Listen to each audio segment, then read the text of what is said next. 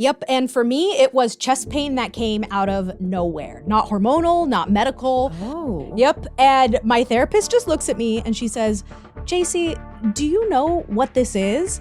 And when I tell you what she said to me, your jaw is going to hit the floor.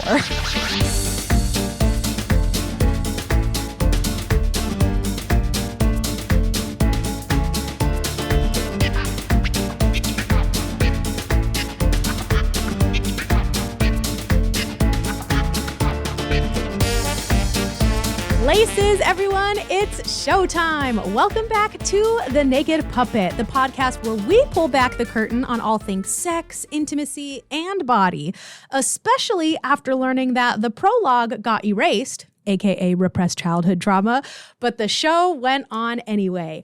I'm JC. I am backstage pulling all of the strings and setting the stage for my other half. That's me, I'm JC, on stage in our puppet theater, shining a spotlight on all the juicy topics you don't want to miss. Yes, because today's episode is all about boobs. Yep, the girls, the tatas, the twins, the honkers, whatever you call them, stay with me because today's episode is pretty crazy. We're not just talking about cup sizes and underwire trauma. We are talking about what happens when your body finally feels safe enough to speak.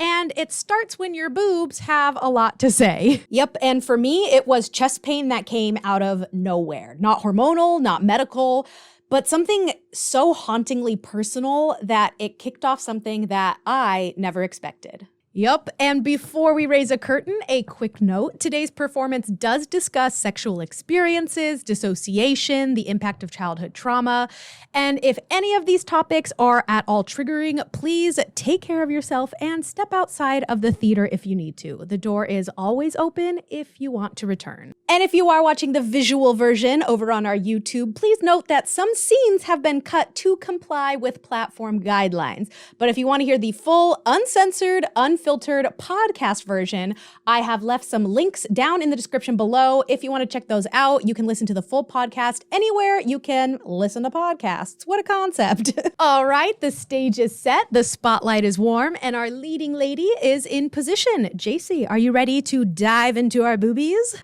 In my business, we call that a mode. Oh my God.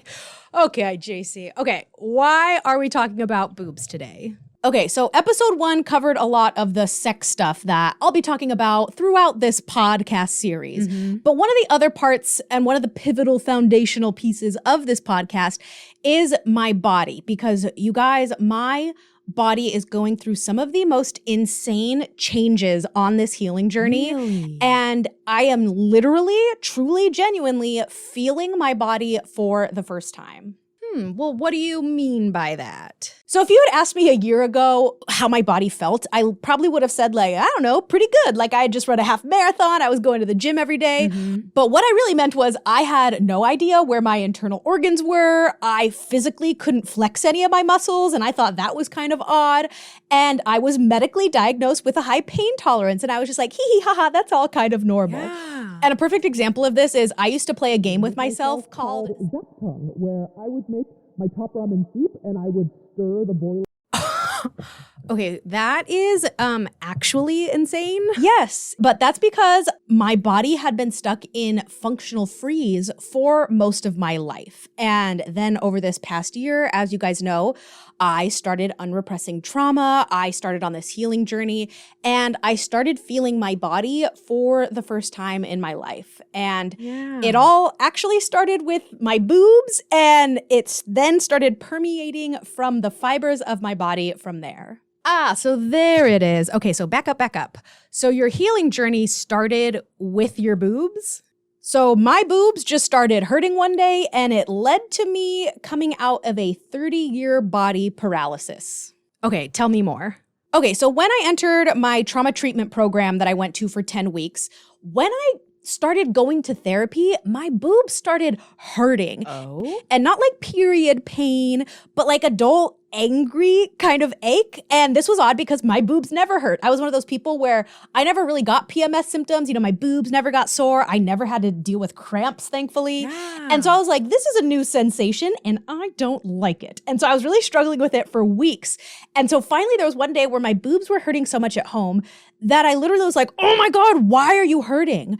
And this little voice in my head said, because you hate me. Wait, like a literal voice? Yes, like a literal voice. And it was kind of like, oh, congratulations to me. I unlocked some sort of boob grief. Like they weren't sore.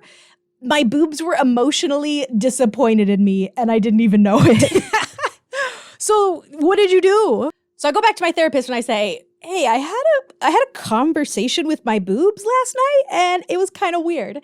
And as I was working through it with her, she asked me, she says, well, what do your boobs feel like on your body? What do they feel like? And I'm like, they hurt. She's like, no, what do you feel? Like take a moment to really get in your body and feel it.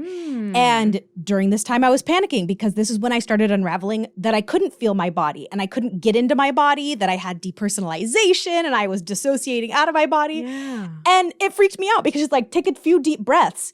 And after I was kind of able to settle into my body, I'm like, whoa, okay, I can kind of feel that there might be some tatas on my chest. Like that's kind of crazy. Really? But I couldn't facilitate the conversation with my flesh orbs past that. So all I could do at that moment was I apologized to my hunkers.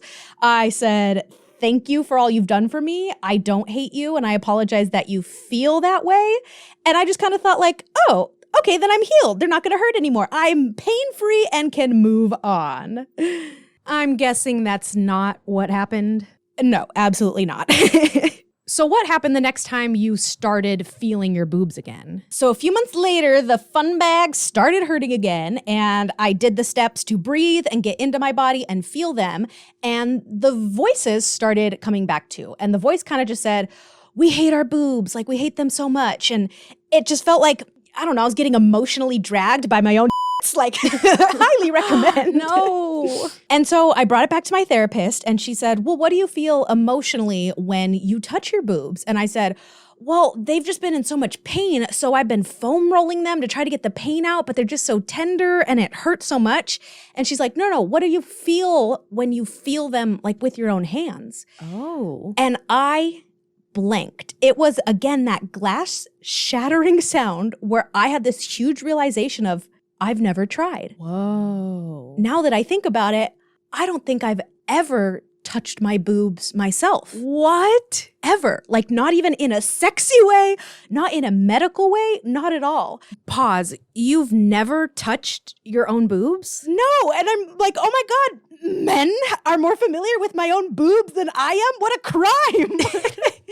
Wait, I still don't get it. You've never felt your own boobs? How is that possible? That's my same exact thought because I started reflecting and going, well, it wasn't intentional. It's not like I was avoiding it or wasn't allowing myself to. It was one of those things that like, it never occurred to me. It was like a blank spot in my mind of an option to do. So I just never did it. Again, I had no baseline. Yeah. And my therapist was telling me like, hey, maybe try massaging your boobs and, you know, feeling the emotions that come through.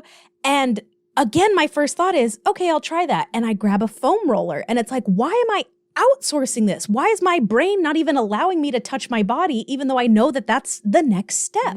So I tried. So I held them through a t-shirt. I was holding my own bazongas and I still couldn't feel much, but you know, the pain kind of started going away. So I didn't think about it again. But then a few months later, they started hurting again. And I remember very specifically, they were hurting in the shower. So I said to myself, okay, let's go massage them and find what emotions come through. So I literally, this is so crazy, you guys. I got out of the shower and I put on a t-shirt and then I started touching him. And I was like, dang, I don't still feel much. And then it was like, I came out of my senses and I was like, wait, I was already in the shower naked. Why did I have to put on a t-shirt to feel my own chesticles?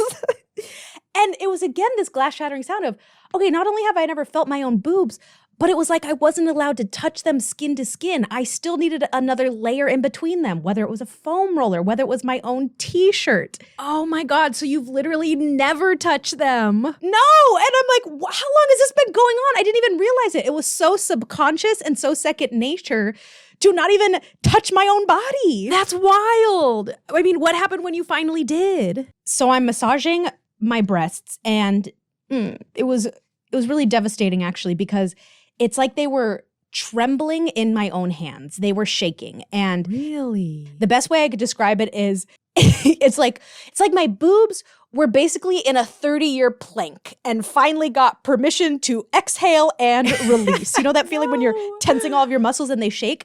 That was their resting state. And I didn't even know it. And they had been locked in this tension loop for 30 years that it took me finally taking my own bare hands to my own bare skin onto my breasts. And I had to breathe to get them to relax. Whoa. But I couldn't do it. Like I couldn't access the muscles in my chest to stop the tension. Really? And again, this is months after I started my trauma therapy program. And I knew at that point that I couldn't feel my body. But now months later, I'm starting to understand, I don't even have control of my own body. So when did that change? So the real shift happened a few months later, because at this point I'm realizing, wow, I've never even touched my own honkers by myself and I didn't even realize it. But a few months later, I was massaging them because they were hurting again. And I passed by a mirror. Oh. And I froze because as my hands are on my boobs, I turned to the mirror and it was like I couldn't release my hands to look at my boobs. What? And again, glass shattering, I'm like, oh my gosh, these milk muscles have been on my body for over 30 years and I've never even looked at them in a mirror. There's no way. I never even looked at me naked. I avoided mirrors like the plague, and I'm realizing I've never even seen my own boobs on my own chest. Wait, like not even coming out of the shower? Nope. I put on a robe as soon as I get out of the shower, and I'm never looking at myself completely naked because then when I go in my room, I change my clothes. Whoa. And the only ever times I'm looking at my body or like critiquing my body, it's when I'm in a bra and underwear. And I'm literally standing there telling my brain it's okay to release my hands and just look at them. Like my brain was blocking me from even seeing them. And as soon as I look at them, it felt like an exorcism, you guys. It was like this crazy transformation where it's like, I could put my chest up. Like there was so much shame in my posture that by just looking at them, I could lift my chest up. And all of a sudden I could take this deep breath that I had never been able to do before. Wow. And I'm looking at my boobs, I'm looking at my body, my posture immediately changes. And I'm like, whoa, like that's me. That's my body. Yeah. And it was like I was looking at myself reborn. Whoa. It's so hard to explain, but it's like I'm looking at myself almost like, whoa, this is what I've looked like? No wonder men are so obsessed with me because this whole time I'm hot. No, I get that. Like, I get the appeal of boobs, but I'm also just like, wow, I didn't realize that I had these on me. You know, I've always had sweater puppies that have given me back pain for years, but I just never connected it to my own body in that way. Okay, so first you felt your boobs, but now you're seeing them for the first time? Exactly, because then came the hardest part. So there was one day where instead of just looking in the mirror as I'm massaging my boobs, I go to just physically look down, just tilt my head down and see with my own two eyes my own breasts. Oh, okay. It was that same thing where it's like I would look down and my brain wouldn't let me remove my hands. My brain jolted my head back up and was like, warning, illegal move. You are not allowed to look there. Wow. And I literally had to relax my own freaking cranium enough to look down with my own eyeballs to perceive my own body. Yeah. It wasn't until I looked down that I realized, okay, so this is so crazy, you guys, but it's so true. Not only have I never seen my boobs through a mirror, I've never actually looked down and seen them connected to my own chest. There's no way. That's how much of a blockage it was, but how little I even realized that that was a case. Again, I cannot emphasize enough that it was just never an option, but I didn't know it was an option. Wow. So I look down and I do the steps that I slowly have been learning, where I try to feel them. I try to take a deep breath and get into my body. Mm-hmm. I try to understand the emotions behind it. And that's where I learned that there were somatic memories being held in the tension in my muscles.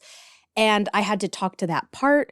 I had to release the emotion. I had to warm the fascia. And in doing so, I was able to get that muscle out of tension. And then all of a sudden I could access the muscle. Really? And I could turn it on and off for the first time. Whoa. And in that whole process, I reclaimed my boobs. I reclaimed a piece of me. Wow. So finally you felt like you had boobs? Yes, for the first time, it was like I had boobs. I wasn't just walking around with pain balloons on my chest. They were connected to me, and they held emotions and memories and feelings. Yeah. And a lot of new feelings of womanhood, because it kind of felt like that inner teen girl inside of me was like, oh my God, we've been MILF coded this whole time. This is crazy. So then were you healed? Were you cured? Did you finally get your body back? Oh, God, no, because that same process of feeling, breathing, touching, looking at them, accessing those muscles, that was happening all over my body. Chaotic, I'm sure. I mean, as all of that trauma is leaving your body, I can only imagine how disorienting that must be. I mean, did you change physically during this time too? Yes, so here's where things get interesting. Oh. I stopped working out when I went into my trauma treatment program about a year ago. So I have not physically exercised in a year. Not because I was lazy, but because I was hurting. Like I had this newfound fibromyalgia, everything kind of hurt. And all of my doctors really encouraged me to focus on getting access to the muscles again, because we can't strengthen muscles that we can't even reach. So I went cold turkey on not exercising, and my body changed more in the past year from just healing mentally than anything physically exercise has ever done with my body. Really? Yes. Again, I ran a half marathon last year. I was going to the gym every day doing high intensity interval workouts. My body changed the most by fixing my brain. Okay, but how? So at the time, I didn't know what was actually happening, but my posture started improving right away. Kind of like what I described, just looking at the mirror and looking at my boobs. It's like I was holding my body differently, but I also was accessing muscles that I was able to hold myself differently. And it was like my spine was going from a question mark to an exclamation point real quick. And it's like I literally stopped looking like a guilty raccoon all the time, like scared and fearful. And I started walking like a woman who had new boundaries. Like, I'm not even joking. I was literally getting taller because my posture was changing. I was getting taller like a teenage boy. Yeah. And as a result of feeling taller, though, and holding myself differently, I also started feeling like I was almost getting too big for my own body. Like I don't know how to describe it. Yeah, I mean, it kind of sounds like you were outgrowing your shell, if you will. Oh my God, yes, exactly. Like I was a snake in need of shedding its skin, like I was a crab outgrowing its shell. And it wasn't just my posture. A big area where I felt it was actually also my hips, because my hips started rounding out for the first time in my life, because I was one of those people that I thought I had hip dips, but turns out I just had trauma dents because all of that shape of my body was where I stored trauma. And once I released the trauma stored there, my body started to change shape. And again, it wasn't from losing fat, it wasn't from the fitness, but it was from gaining freedom from my past. Wow, that is very profound and very beautiful. I mean, you've got boobs now, you've got hips now. It really sounds like you're just becoming a woman. Oh, my Lanta. Speaking of becoming a woman, I got to tell you about the first period. that I got since I started going to my trauma treatment program, because it was a doozy. And by doozy, I mean it was hell on earth. No, wait, why? You guys, it was literally like my uterus finally found the group chat after 30 years, and she had some things to say because I didn't need a heating pad for this period. I basically needed a priest for an exorcism. No way. Okay, so like I said, I thought I was immune to cramps and boob pain and back pain. And I kind of just attributed it to the fact that I had been on birth control like most of my life. You know, I've been on the pill since I was 13 years old. And I just thought like, oh, that cured all of the symptoms that I had. Yeah. And so when I started feeling my boob pain and when I started having cramps, I realized, oh, it wasn't the pill that was doing all that. It's that those zones were completely frozen from trauma. And so when I started to thaw them, I was like, oh, this is what you guys are complaining about with your periods. Yep. That first period was so painful, you guys. The cramps were so bad, I almost went to urgent care. I literally almost went to the hospital, and I truly had those fleeting thoughts of like, oh my God, could I didn't know I was pregnant, and am I having a miscarriage right now? That was a thought that I literally had, even though I would know that that's immaculate conception because I've been celibate for years. I don't know, Jane the Virgin's a real thing. But it was so painful. And I was like, dang, the fascia was so frozen over for years that as soon as I could melt it and my skin could grab onto those muscles, it was so angry at me that I caught up on 30 years of periods that I missed out on. I mean, doesn't healing also affect your emotions a ton?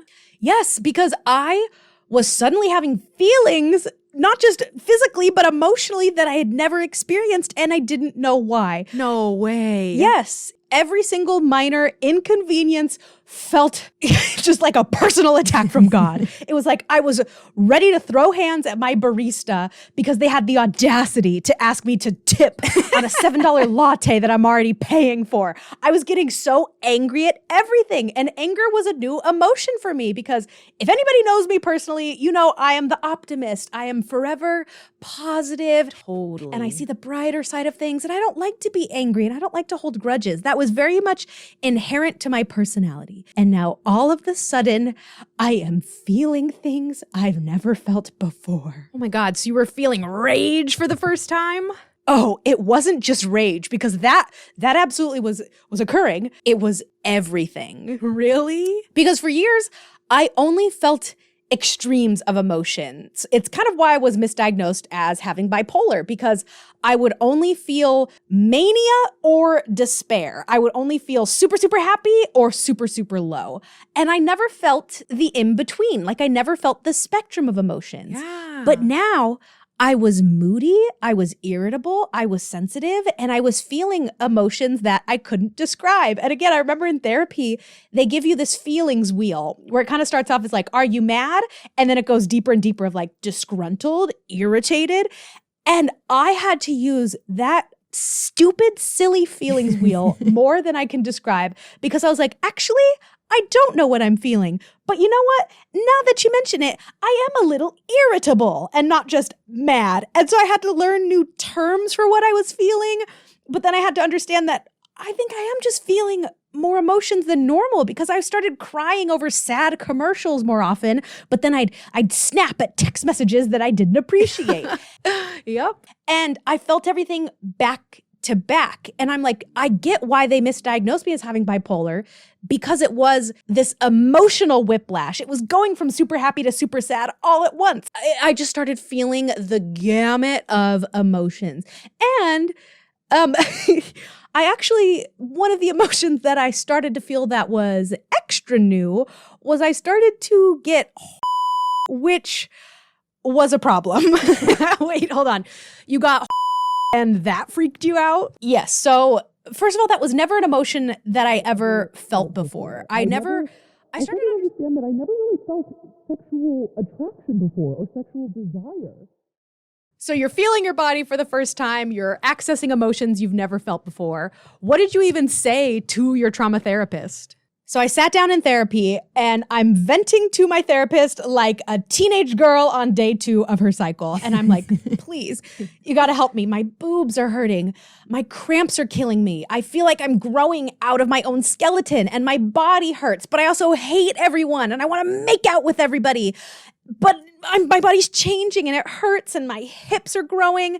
And I know I'm here in therapy to continue unrepressing my trauma and to unravel this OSDD diagnosis and all of these quote unquote multiple personalities that I'm learning that I have. And I know I'm here to heal all the brain side of things, but please help me because my body is just fritzing out and I'm going crazy and I don't know what to do. And my therapist, she takes a deep breath and she says, JC, do you know what you're describing and what you're going through? And I said, no, what is it? And she says, JC, I think you're going through a second puberty. And I said, oh my cats, that explains everything. Wow. Okay, so we are definitely going to be diving way more into that into Act 2, but let's give our nervous system a little break and play a fun game in our Poplight segment. Ooh, my favorite part. Yep, we're going to bring the curtain down for a brief intermission, and when we come back, JC, the spotlight is all yours in our game of Poplight. All right, curtains back up. It is time for our Poplight segment, our mid-show breather where I dive into some pop culture before diving back into some of the emotional trenches of this episode. Today's segment is called Pop Culture Puberty, because if I'm going to be going through a second puberty, you know I'm going to be dragging pop culture and celebrities into it. Here's how it works. JC, I'll be asking you a few classic coming-of-age questions, but you'll be answering them twice. One for how middle school you would have answered back during your first puberty. You know, the person who was tragically misguided and overly lip-glossed and deeply obsessed with whatever Disney Channel was selling at the time. I love it. And then the second puberty version of you will give your answer. The you that is freshly unfrozen, slightly unhinged, and experiencing hormones like they're a limited time offer. Because honestly, nothing will humble you faster than realizing your current celebrity crush is somehow more chaotic than the one that you had when you were 13 years old. All right, JC, are you ready to play our pop culture puberty? Yes, I am so ready. All right, let's dive right in. JC, during your first puberty, who was your first celebrity crush?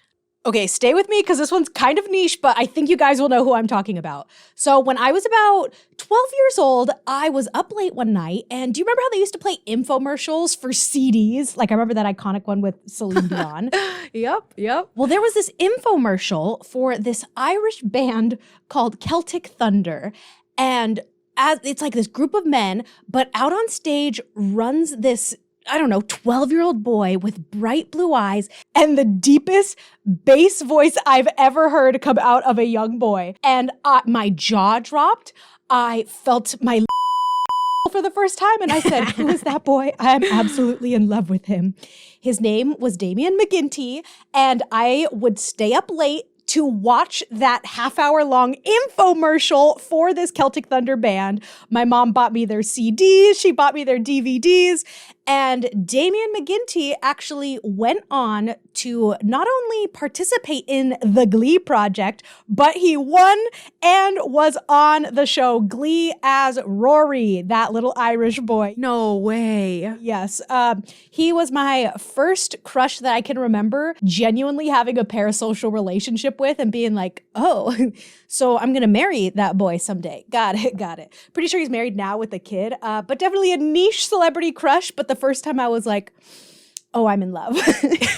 She forgot to mention that we actually auditioned for show choir with the song Puppy Love, inspired by Damien. And of course, we made the squad. So Damien, if you're out there, I hope you're happy with your wife and child. But moving along, for your second puberty, who is your current celebrity crush? So for my second puberty crush, it changes every month. My go-to staple celebrity crush, I always say, is Dylan O'Brien. He's just the perfect archetype of handsome and silly and gregarious. Mm-hmm. But right now, my current celebrity crush is Gianmarco Cerezi. He is a comedian. Think of him as like a Ben Schwartz type. Oh. Right now, my type is I like my men funny, but I also like them a little zesty. I like when people have to question if they're straight or not, but then you're having such a good time with them that it doesn't even matter. And Gianmarco is exactly that. Look him up. He is wonderful, but right now he is my celebrity crush. Yes, I suppose we do like our men a little fruity these days.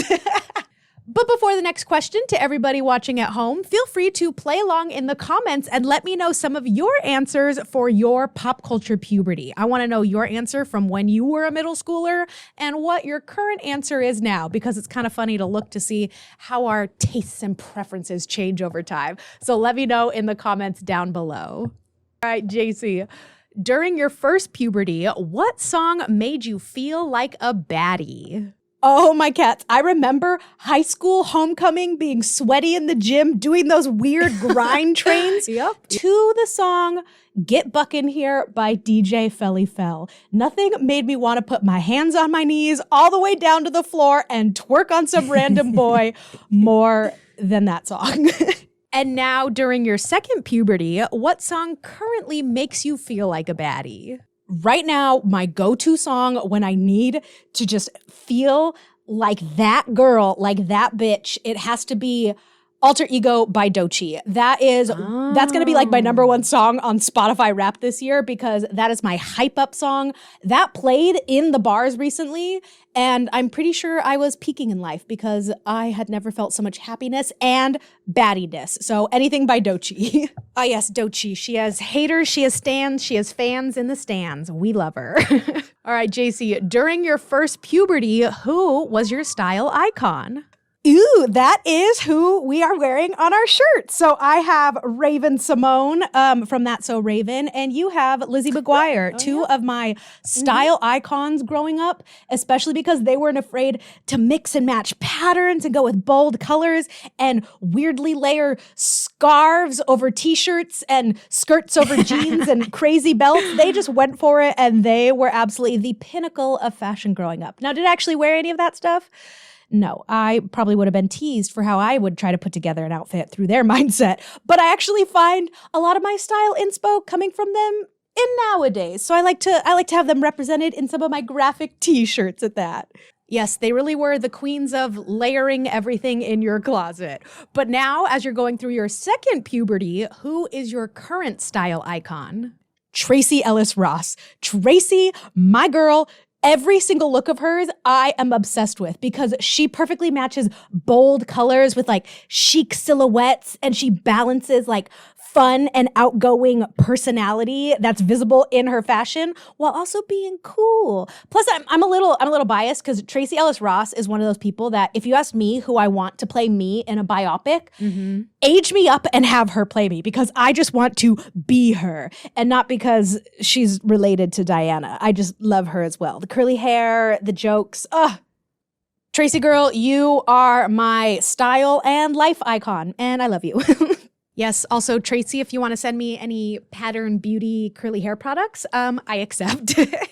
Ooh, this one's a little spicy. During your first puberty, what was your first experience with bisexual panic? Okay, I have two. The first one, I was much younger, and it was more so like confusing feelings, and it was The Little Giants with both Becky the Icebox and Junior Floyd. Oh, okay. And that's because Junior Floyd was like another one of my first crushes where I'm like, oh my God, I want to marry that boy. And then with Becky, I couldn't identify if I, like, what are these feelings? Do I want to be her or do I like her? Especially when she put on like the cheerleading uniform. I very distinctly remember as a kid being like, I don't know how to feel about that. And then in high school, that feeling that I felt, I was like, oh, that was bi panic. And I felt it with Bring It On because I love Jesse Bradford. Oh my God, the song Just What I Need is still on my Spotify playlist. Oh my God, that was such a banger. You're just what I need, not everything works. You guys know the one? Banger. Yes. But then Elijah Dushku, when she comes in and flips off and rubs off that tattoo of her arm, I was like, oh, I'm gay. oh, that's what that feels like. Oh, but then there's another boy in this movie that I'm also attracted to. Okay, this is bi panic. I think I finally understand what that means. And now during your second puberty, what was your most recent experience with bi panic? Oh God, whatever's going on with freaking Zoe Kravitz and Harry Styles. How do I become a third in that throuple right now? But movie speaking, I will say, an easy one is Challengers. But that's not even bi panic. That is bi comfort, because that movie, it was made for the bisexuals like me. And it was one of those movies that I'm just like, yeah, they need to make more movies like this, because this is HOT hot. But JC, during your first puberty, what was your go-to beauty product? Okay, so I didn't start wearing makeup well into my 20s. So during puberty, I thought the peak of beauty products was baby lips, for one. I remember I only had one tube because it was kind of expensive. Before that, I was doing just lip smackers. But baby lips, I thought, wow, all of the boys in middle school are going to fall in love with these luscious lips. Absolutely. And then I also had, do you guys remember that like glitter spray? It was like glitter perfume body spray. And I was like, oh my God, I'm going to be shimmering like a disco ball. How are these boys going to resist me despite my acne and braces? And I don't know how to deal with my curly hair, but the shimmer spray and baby lips, that'll do it. Looking like Edward from Twilight with that body spray. But now during your second puberty, what is your current go-to beauty product? Ugh, I really am going through a second puberty, because maturing is realizing it's so boring, but the most important beauty step is your sunscreen. You guys, I used to be a tan goddess. Nobody ever questioned me if I was half black, because I was just always golden. And then I realized, oh, like my family is all getting skin cancer, so I should wear sunscreen. Yeah. And now that I do, I'm like, oh, all of my melanin is gone. It's been quite depressing, but also it's been very therapeutic realizing, oh, I am protecting my skin, and that is my go-to beauty product during my second puberty. It's so boring, but really it has made all the difference. So wear your sunscreen, ladies and gentlemen. Wear your SPF, even indoors. I'm still working on that part, but it's worth it in the long run. Got to protect that skin. That half white side of us might come back to bite us in the butt. So protect your skin, everybody. But during your first puberty, JC, what pop culture moment made you self-conscious about your body? Oh my gosh. I grew up in the era of the stick skinny, like, Lindsay Lohan, Britney Spears, low-rise jeans, tiny, tiny flat stomachs. That never bothered me as much. I remember what so got ingrained in my head was thigh gaps. I remember I had a Pinterest and I had a board called Thinspiration, how sad, and it was all about the thigh gap, and everybody was taking photos literally of their pelvic area being like, look, my legs don't touch. And I internalized that so much, and I look back on that part with so much sadness and so much grief, because it's like, oh, well, first of all, I couldn't have gotten a thigh gap just based on my own biology, but how sad that that's what I was idealizing going through puberty, because it was so unhealthy, and that was just such a dark time for body image for a lot of girls out there that I have so much sympathy for that part that had to go through that. I know, so sad that thinspiration was ever a term that we used quite often. But now during your second puberty, what is a current pop culture trend that makes you self-conscious about your body? I'm not self-conscious about it, but I'll tell you what the internet tries to make me self-conscious about. It's my thin upper lip. I am living in a time where lip fillers are the norm, where you're seeing natural before and afters, but then you're also seeing the super exaggerated, overdone, pouty fish lips. And because I tell people I'm half black, I get every single video, I get comments going like, you must have gotten your upper lip from my mom. And it's like, yeah, I did. And I like my mom's upper lip. I like the way my smile looks with my small upper lip. So you can't bully me into getting lip fillers. But I will admit that every now and then I'll look at a photo of myself being like, well, just like a little bit of volume might look good. But no, resist the peer pressure, because I like the way I look now, but that's definitely one of those current trends that I think we might look back on, similar to thigh gaps, and go, it just embrace your natural body, And I think that's the interesting thing about going through a second puberty is I have a different mindset and a lot more grace for myself and a lot more security and confidence in who I am. And the fact that I am going through so many body changes, I'm becoming so much more secure becoming a woman in the second puberty. Well, you're damn right. I think our small upper lip is what makes us unique. So don't cave in, because honestly, sometimes I feel like I have a lisp, and I feel like if I got lip filler, I would just be more self-conscious about that. So I'm fine with my lips for now. And everybody, you're all beautiful the way that you are. If you want to change the way that you are, do it with good intentions and because you love yourself. But that is going to be it for our game of Poplight. Thanks for playing as usual, JC. Yes, thank you so much. Always love this one. But now let's dive back into Act 2 and talk a little bit more scientifically of what you even mean by having this second puberty. So JC, you are going through this second puberty. How is that even possible? Yes, so I'm basically learning that I've never really had a body, or at least it's never been mine to feel, because due to the incident that happened in my childhood, my body shut down, my nervous system shut down. I dissociated out of my body. I developed depersonalization. I developed all these OSDD parts, and I became completely disembodied for just most of my life. Really? Yes. And so as I've started to reconnect with my nervous system and begin to feel the full spectrum of emotions and sensations again, my body and brain may finally get the chance to do what it couldn't do back then, which is to actually develop, to feel, to emote, and explore desire in a safe way. Whoa. And I'm not just imagining that this is a second puberty. This is a real delayed developmental process that has finally allowed to complete itself. And not in just a mental or metaphorical way, but in a medical and physiological way as well. Okay, so let's explain some of those. You started finally feeling your body, and all of that started with your boobs. Why there? So I came to realize that my boobs were just such a huge trauma zone for me. Yeah. It's part of my soul bruise, which I don't know if I've gone into detail on this podcast, but keep that little phrase in your brain. But it was part of my soul bruise that essentially died during the childhood incident. And it's where I actually started to realize I was holding my breath. So during the incident, because I was clenching and holding my breath, that got stuck. And I've never really been able to breathe my whole life. Really? And so even just by accessing, my tatas, my hunkers, my fun bags, I could breathe again.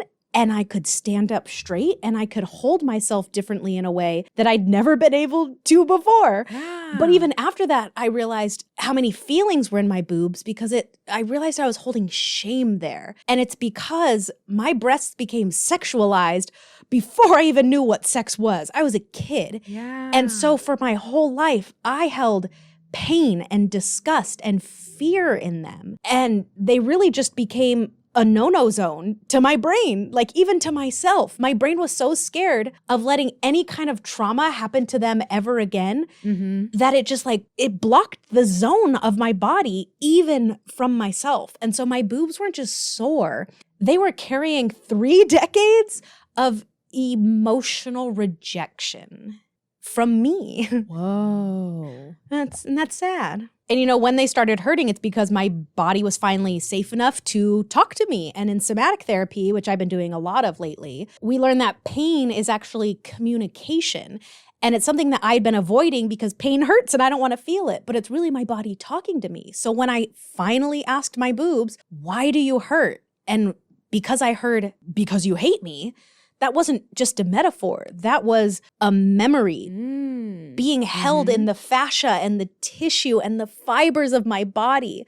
That was shame and fear being stored in the very essence of myself. Wow. So your brain blocked you from not just looking at your own body, but touching it too. Why is that the case? So I wasn't even doing that intentionally. Again, I didn't realize I wasn't doing it. I look at myself in the mirror when I'm doing my makeup, but I'm not even looking when I'm washing my face or brushing my teeth. I have a dissociation disorder.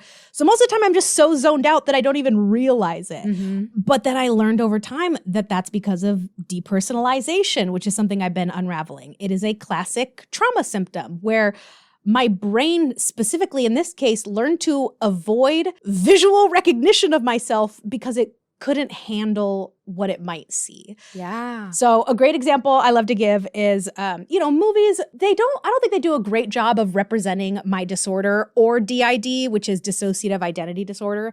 That's more of the classic, split personalities where it's like, oh, I have a British man and a Southern lady and a little girl all inside me. Mm-hmm. And they switch in and out like these characters. I've never had that experience.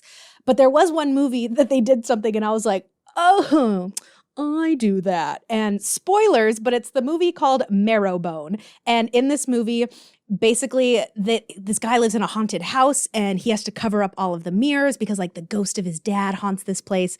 Long story short, you find out that he has DID and he switches between these personalities because it was a coping mechanism. Oh. And he's covering his mirrors because when he would look in the mirror, he couldn't recognize himself because he'd be switched out of characters. In his brain, he is co-fronting as a child, but he looks in the mirror and he sees a grown man and it would freak him out and he would think it was this ghost haunting him. And when I saw that, I was like, oh, I do that because I don't look in the mirror. Because once I started seeing myself in mirrors, I started noticing my posture and I started noticing that I was this hunched over, shameful, guilty child. And it was alarming and I would have to snap myself out of it. And I'd be like, whoa. And I would be like, whoa, stand up straight. Like, whoa, why are we cowering and tiptoeing around my own apartment? Yeah. And so again, it's like my brain blocked that off from allowing me to have that experience. And most of my life, I realized I avoided my own reflection as a way to stay dissociated, completely subconsciously. And so you don't have to face your own body or your story, your pain, or your trauma, if you just never look. Yeah. So looking in a mirror and truly seeing myself for the first time wasn't just uncomfortable, it was alarming to my nervous system. And then there was the whole idea of looking down and seeing my actual boobs. It was so crazy because it took months and months to get to the point that my nervous system and my brain said, okay, you're finally ready to see yourself for who you are. Absolutely. Yes. So I learned that I had fibromyalgia. I talk about it a lot on my social media platforms, but it is important to note because it will come up a lot during this podcast series. Mm-hmm. But basically what was happening in my entire body was this. After the incident happened in my childhood, my muscles started chronically guarding themselves for forever, basically, just on alert that somebody will hurt us again. Yeah. Then my fascia, which is the connective tissue that basically connects your skin to your muscles, that holds a lot of emotions. It holds a lot of that access to your muscles. It started freezing over. So the muscles underneath got stuck in that bracing position.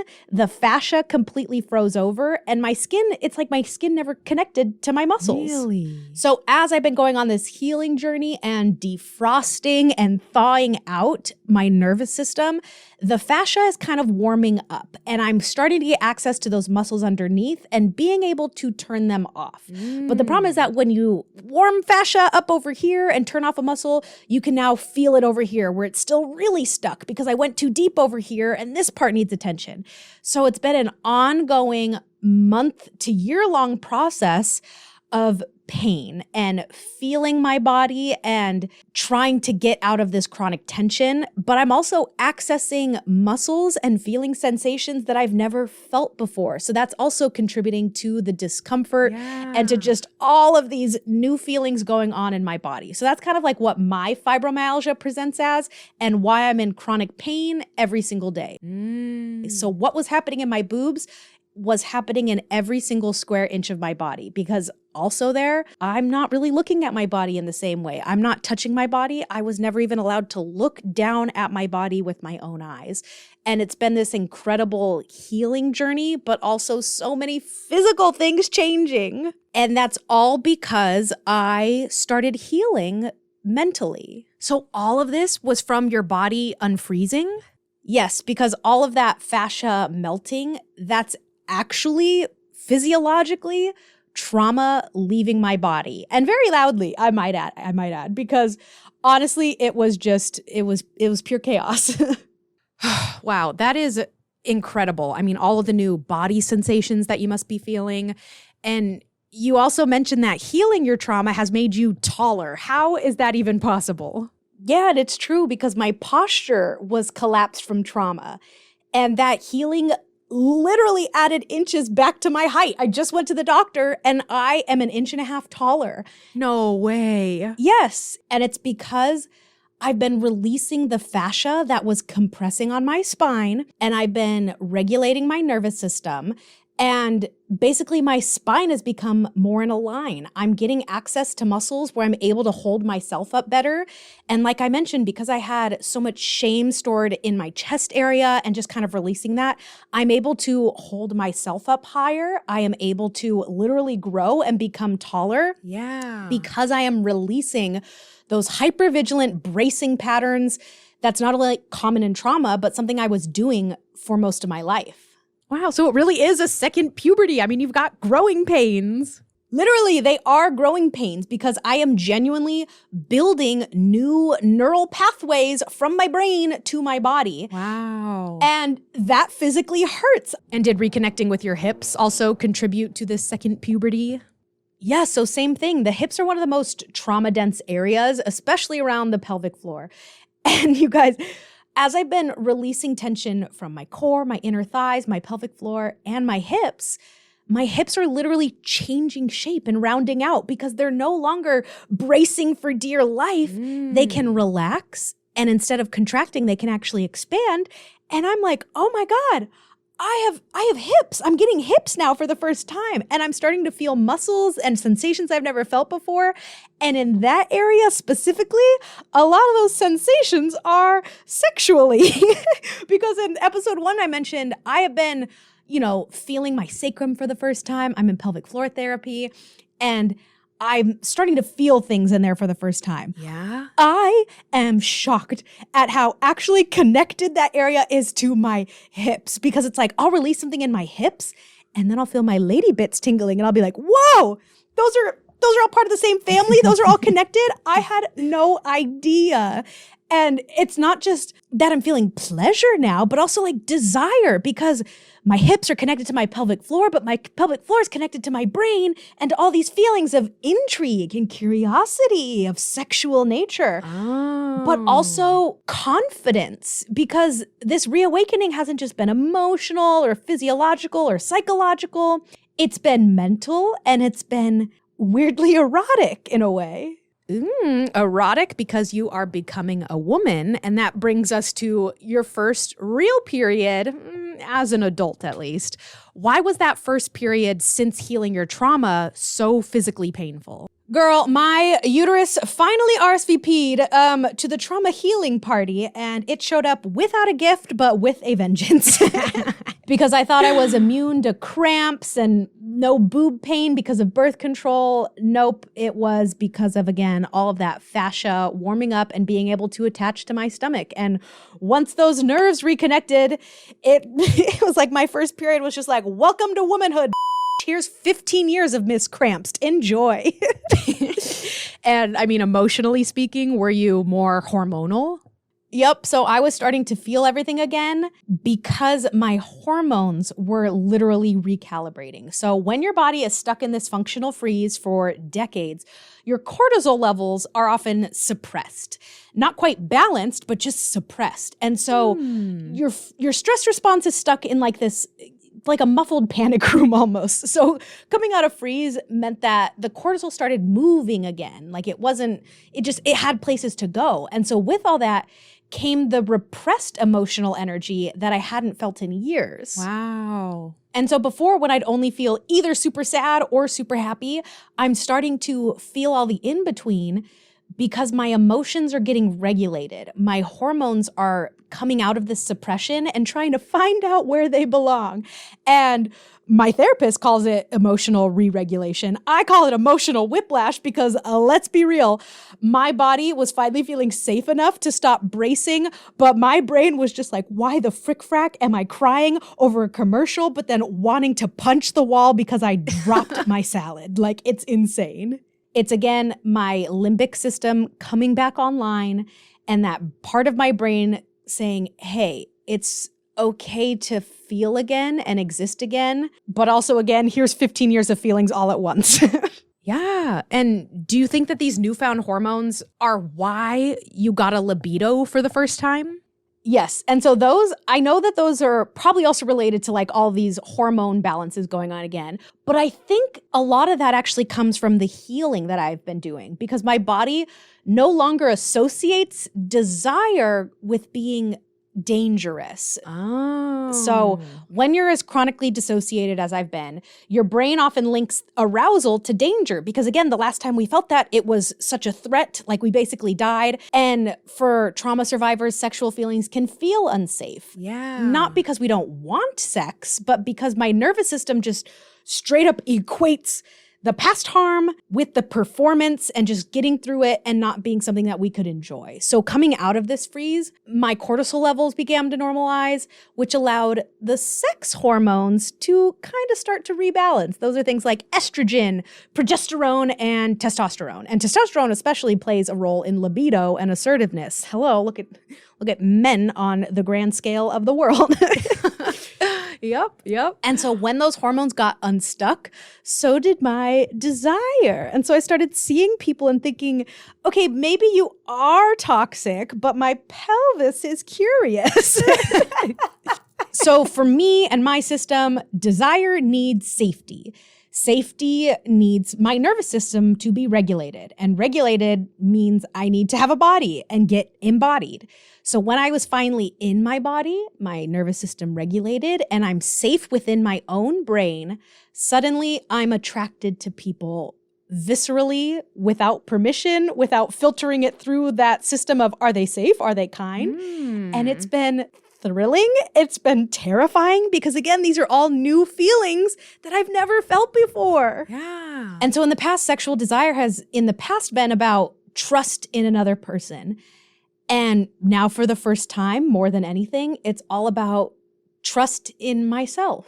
Thank you so much, JC, for explaining all of that because it really makes sense how physiologically you are going through these changes. And it's amazing how all of this started with your boobs. Right? It's crazy because I would have never thought that my yitties or my jugs would be the alarm clock to my body healing journey. But it was my yabos that rang first and said, hey, you hate me, you ignore me, you avoid me, and we can't do that anymore. And it was because of that experience that I stopped and I listened and I finally felt them, looked down, really looked, and I saw a body that had been waiting to be heard. And I finally listened. And what did your body say? She said, damn, we're kind of hot.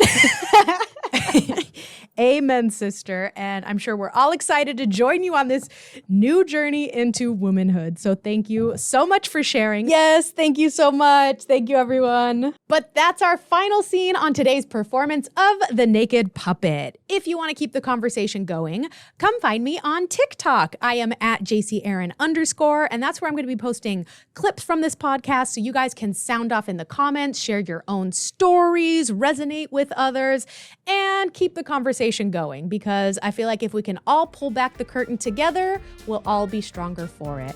So until next time, I'm JC. I am backstage and I will be exiting stage left. And I'm JC, and I thank you guys so much for listening, and I will see you in the next one.